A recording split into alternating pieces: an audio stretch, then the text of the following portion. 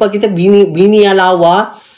Sebab tu lah kat Malaysia, terus terang lah, jujur cakap, banyak perempuan yang dah kahwin, ada masalah keluarga, masalah dengan lelaki, hujung-hujung jumpa orang yang salah. Yang orang yang salah tu tibai dia. Bukannya bagi nasihat, tibai dia. Kau faham tak tibai? Hanya orang dewasa saja tibai. Tibai. Yalah.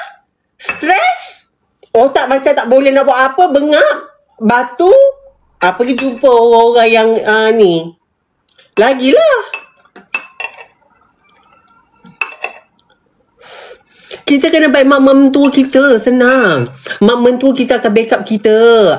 Tanya kita macam mana. Itu bagus. Sebab bila kau dah jadi seorang isteri, bila kau ada satu, kau baik tu bukan bermakna kau kena duduk dengan mak mentua kau.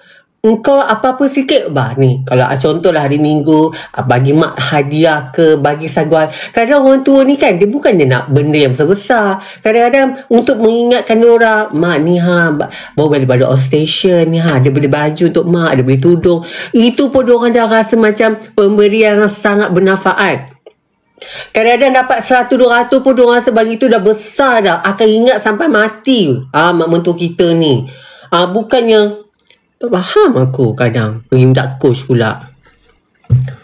Coach apa entah.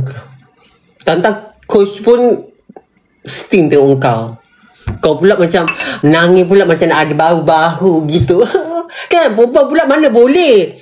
Perempuan bila ada masalah rumah tangga, dia manja tau. Dia nak ada orang keda. Faham tak keda tu? Nak kena ada pelukan. Nak kena rebah-rebah. Kau kena rebah kat mentua kau. Kamu saya buat macam ni, Mak. Macam-macam dia dah buat. Gitu. Macam tu.